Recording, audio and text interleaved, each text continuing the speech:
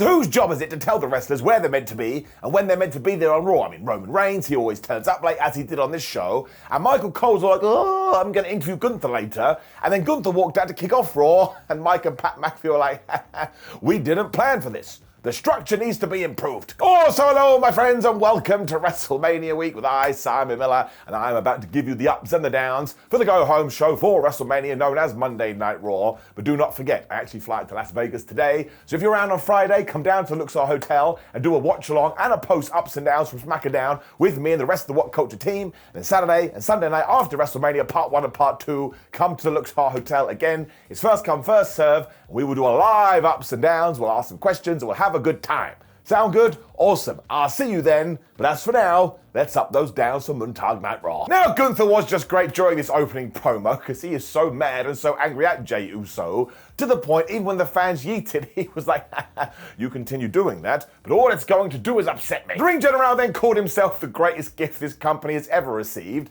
and he also came with receipts, because for 80% of his time of being in the promotion, he has been a champion. And do you know that is true? So actually, everything Gunther says, well, we better put a ring on it.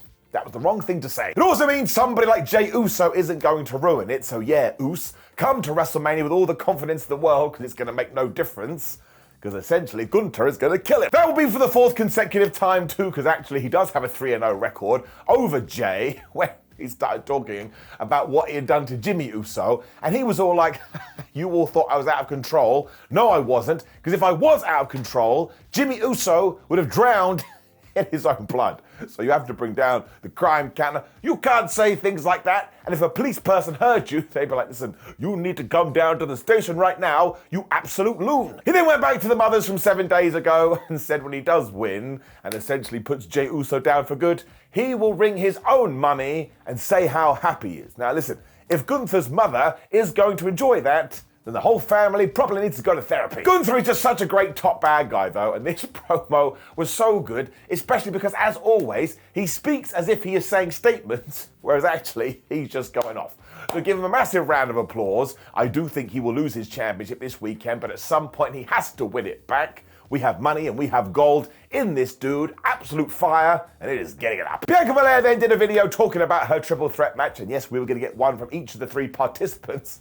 Bianca was like, screw you, Rhea Ripley, you trying to make me out to be the bad guy. But let's go through the past. I won the Elimination Chamber, so if anyone is meant to be here, it's me. It's all cool though, because Iyo and Ripley have just brought out another side of Bianca Belair, and that's why when she walks away from WrestleMania, she's gonna be the champion. Let's face it, it could happen. When Bayley defeated Liv Morgan. Now this does tie into the fact that they are going to have a women's tag team title match at WrestleMania, and we talked about this on SmackDown, so I won't get into it too much here, but this has been way too rushed, and the fact that we didn't just do the Bayley turn, which I think is coming anyway, and do Bayley versus Lyra Valkyria for the Intercontinental Women's title at the Show of Shows, or the granddaddy of them all, well, I'm just going to give you a shrug emoji because I don't get it. That is why we did this match here though, so it does tie in. And as we know, Liv Morgan is awesome. Bayley is an absolute hero, so they had a pretty damn good match. At one point they were on the outside and Liv Morgan gave Bayley a suplex off Simba the Steel Steps onto the floor. Even though Liv was selling 2, she still did the Eddie Guerrero shuffle.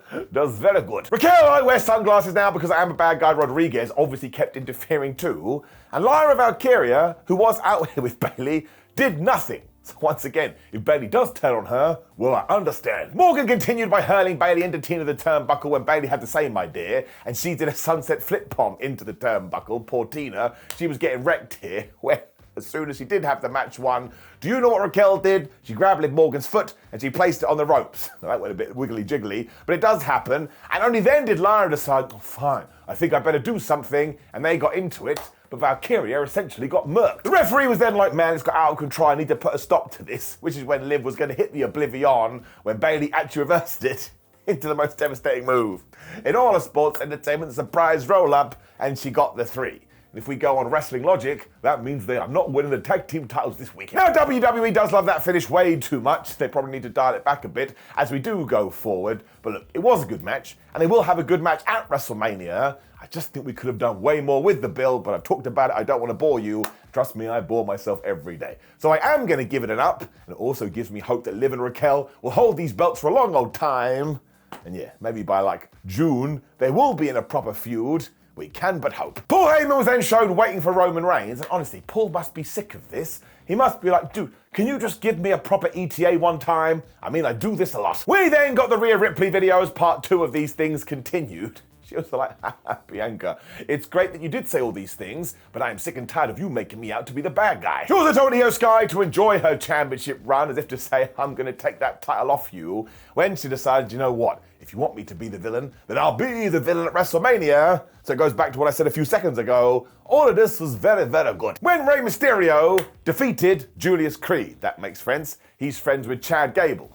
Sorry, I meant El Grande Americano. Speaking of Gable, though, he was at ringside, and he was casting so much distraction.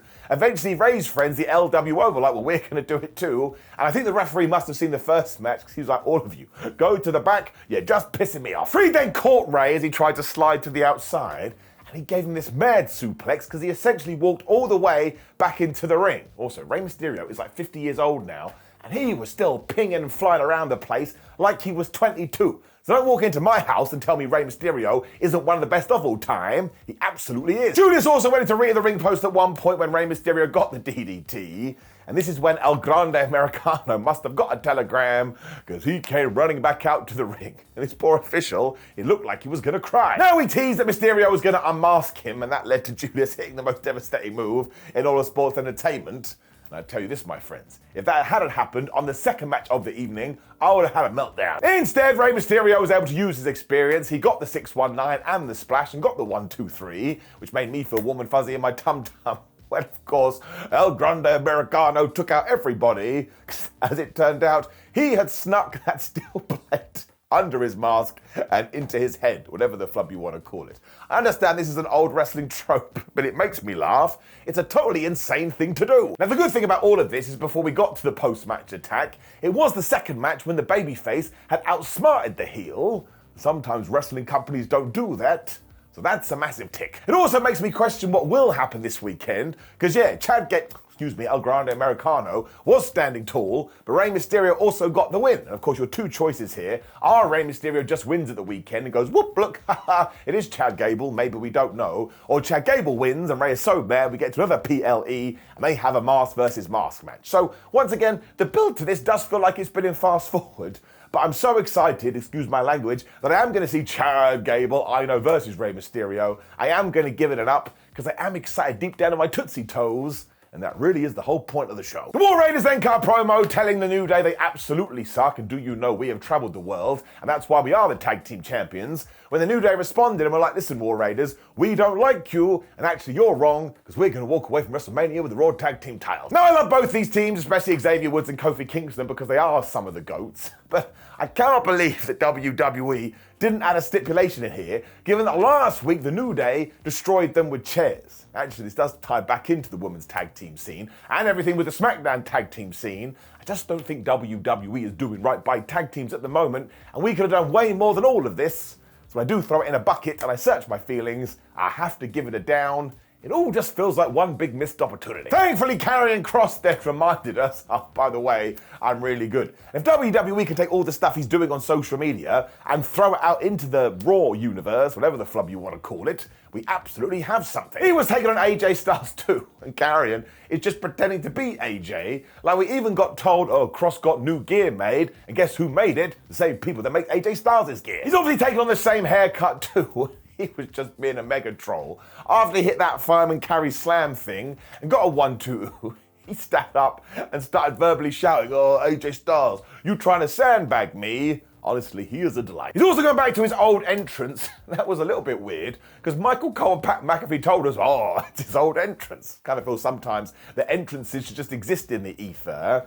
And I do kind of had a funny feeling, given that Karrion Kross did lose here, that maybe he screws over AJ at the weekend and Logan Paul wins. Now, a big part of me wouldn't be able to handle that, because in what world is Logan Paul beating AJ Styles, but coming out of WrestleMania, an AJ Styles versus Karrion Kross feud doesn't sound too bad at all. Eventually, AJ did dodge and he did his big old neck breaker, but when he went to hit the phenomenal forearm, Karrion turned around and he put his arms behind his back like he had accepted his fate, as hit his finisher, 1-2-3, when of course instantly out came Logan Paul. Now he insulted everybody in California and was like, AJ, we're gonna cook at WrestleMania. I was like, I can't handle that. But bless Styles, he was like, listen, You're an absolute moron. Get in the ring and I'll punch you in the face. That is when Karrion Kross tried to do the sneak attack because I guess his pride was hurt, but AJ took him out when Logan Paul snuck in and he hit the pulverizer and he stood there like, ha ha ha, I am the best. Now fair play to WWE because I actually can't call this one. Once again, if we go back to wrestling tropes, the heel standing tall usually means the babyface is gonna win. But Karrion Kross has to do something, otherwise why was he hanging out playing Nintendo? I do admit that the build to this one also doesn't feel like a WrestleMania match, but it's fine. It's okay. Like Logan Paul is good at what he does, even though there is a conversation to be had around that. And AJ is another one. He's one of the best of all time. So I'll give it an up. I mean, it's like 7 out of 10, but it's all okay. And the secret sauce is absolutely Karrion Kross. When we saw Paul Heyman still waiting for Roman, and I was like, yeah, dude, I think you should go with CM Punk too. Chad Gable also cut a promo saying it's really annoying and unfair that he's not on the WrestleMania card, but good for the young up-and-comer El Grande Americano who is getting his shot.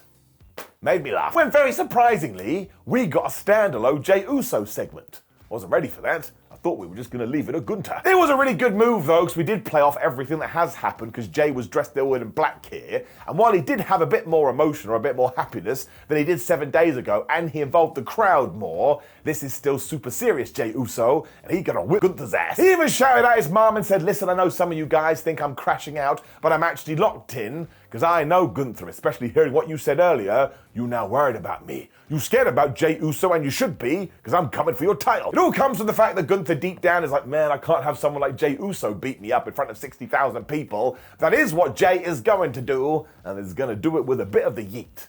Didn't say that, but you have to say yeet when we're talking about Jay Uso, otherwise people get mad. But they also get mad when people say yeet. It was really short and sweet, so this really is something you need to see, because I think he found the perfect balance between old Jay Uso and new serious Jay Uso, and it just makes me want to see him become the World Heavyweight Champion. Somebody tweeted me this morning going, I can't believe you want a mid-carder with a catchphrase to win the big old belt. I mean, that is just so reductive and ignoring everything that Jay Uso has done over the last year. So I am giving this an up, and I watch wrestling again to feel warm and fuzzy in my tum-tum, and that's exactly what I get with this. Go mad in the comments, that's fine. Kevin Kelly was then going to interview Bron Breakker, but of course he got jumped by the Judgment Day. It's just what they do. Finn Balor even threw him into a box-like structure, which kind of made sense, because Finn was then going to the ring, and he was going to take on Penta, so I suppose he thought, Bron ain't going to do something now. It's like, dude, do you watch the show? Of course he's going to come out. And of course made sense too, because they are all involved in the four-way, and Penta did a dive because it's 2025, so Finn Balor did a dive too. Then they were even trading sling blades, like they owned the move. I mean, WWE back in the day did do a feud over a Japanese shampoo commercial between Booker T and Edge, so maybe you could do that here too, but with sling blades. Eventually Penta got the better of this and he did hit the backstabber and he snapped the arm, so I was like, well, that's definitely the end. When out came Carlito and Dominic Mysterio. I mean, it's like clockwork. Balor then pretended he was going to use the surprise roll-up, so I had a meltdown part 2, but I only got a 1-2. Well, of course, Bron Breakker's music hit, because these wrestlers can't help themselves, but actually bless Carlito. He was in the same position he was last week when he got super speared, and man, did that guy run out of dodge. That was funny. Bron was so mad though, he went after Finn Balor, which of course caused the disqualification, when he was like, you know what, I'm just going to wreck everyone, because I'm Bron Breakker and that's what I do. And he even got a double spear on Carlito and the condom, because he is treated like a superhero, when Penta was like, man, I wasn't able to win the match, but I am going to do a big old dive 2025. So essentially it was you hit me, I hit you, apart from Dominic Mysterio. And listen, while it is absolutely ridiculous how many disqualifications WWE does do, this did work given you do have the 4 participants. And there is this idea bumbling beneath the surface that maybe Dommy Boy could walk away as the IC champion. And if he does, he cannot pin Bron Breakker. He has to do it in the most stupid way possible. But for one reason or another, this just works. Again, I don't think it's been the smoothest build of all time, but do I want to see the match? Yes. Do I think it has jeopardy? Yes. And do I think all 4 people are brilliant at what they do? Yes. I'm going to give it an up. There is a down on this show, though, because it does tie into what I just said. Essentially, every single finish was distraction, distraction. Oh, what's that? Would you like a distraction? And at some point, you start to expect the distraction, and then it becomes more rare to just get a clean finish. And I think this close to WrestleMania, somebody could have just won a match.